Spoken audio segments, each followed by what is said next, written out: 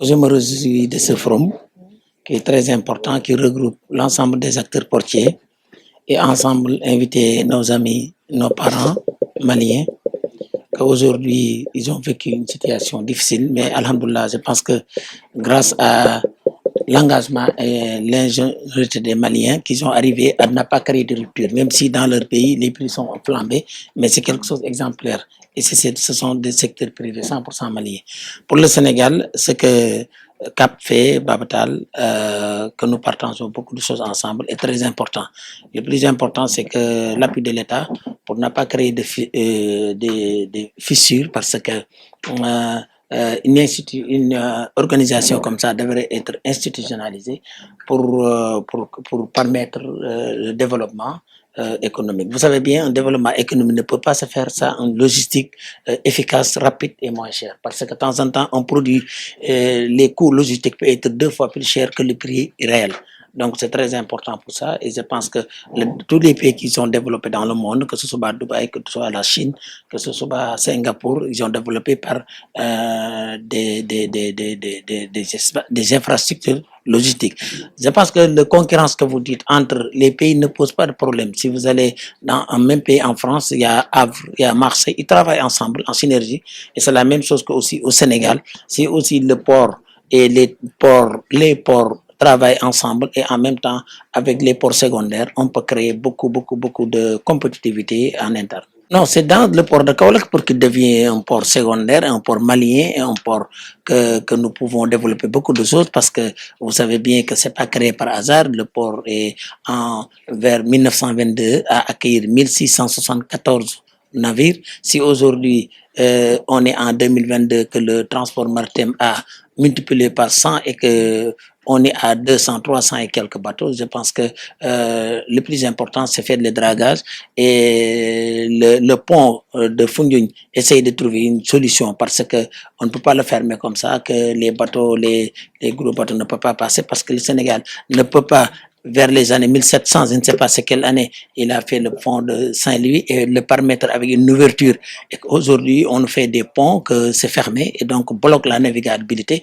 Et c'est quelque chose de bloqué, quelque chose que le bon Dieu nous a donné, que nous pouvons transporter beaucoup de choses. Ça, c'est des choses que nous devons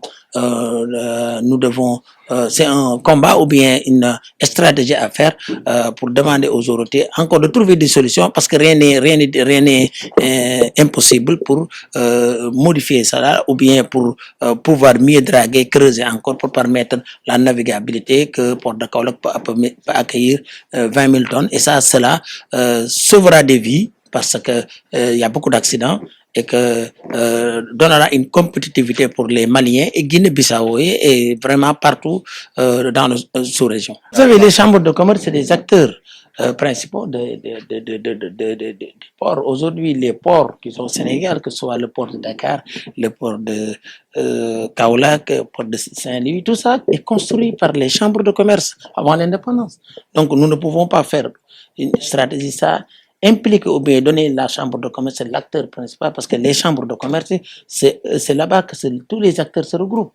Aujourd'hui, vous avez vu, les Maliens, ils ont le conseil malien des chargeurs, le conseil malien du transport, mais eux tous, ils se retrouvent dans la chambre de commerce, au niveau de la chambre de commerce. Ce qui est vraiment que j'encourage encore pour le Sénégal, les Maliens, ils ont arrivé à avoir une seule voix au niveau de conseil malien des chargeurs. Je pense que c'est ça. Transport, la même chose. Le Sénégal aujourd'hui, si vous appelez les transporteurs ici, vous allez voir plus de 100, 200 acteurs. Chacun dit que c'est moi. Aujourd'hui, les chargeurs, c'est la même chose, mais Cap, on commence à faire quelque chose. Moi, ce que je pense, l'État doit leur soutenir et avec eux et l'autorité portière, les chambres de commerce, nous pouvons créer une synergie et avoir une stratégie ensemble. Parce que s'il y a une stratégie, il n'y a pas d'entente, il n'y a pas des acteurs limités pour pouvoir discuter ensemble, il est très difficile de faire quelque chose. Non, je vous donne un exemple. Aujourd'hui, si on vous donne des produits de Matam, vous le transportez jusqu'à Dakar. Sachez-vous que le transport peut coûter plus cher que le transport des produits, exemple de riz de Thaïlande à Dakar. parce qu'il manque des infrastructures maritimes et ferroviaires, qui est des infrastructures de transport de masse. Si tout est transporté au Sénégal par camion, toujours on nous dit tel et tel est cher, mais c'est pas le prix de départ qui est cher, c'est le transport et la logistique et les durées du transport et les risques encourus. Donc je pense que le Sénégal, quand les colons étaient là, la navigabilité du fleuve sénégalais, la navigabilité de l'océan était toujours fonctionnelle. Je pense qu'il faut faire revenir ça. Et donc, le Sénégal est disposé. Je pense que nous, je pense que ce que nous avons, si la Mali l'avait, il nous dépasse en développement. Mais je pense que nous allons y arriver avec ce que le président de la République fait. Je pense que et ce que nous sommes en train de faire, nous pensons que rien n'est trop tard, nous pouvons rattraper ce qu'on avait perdu.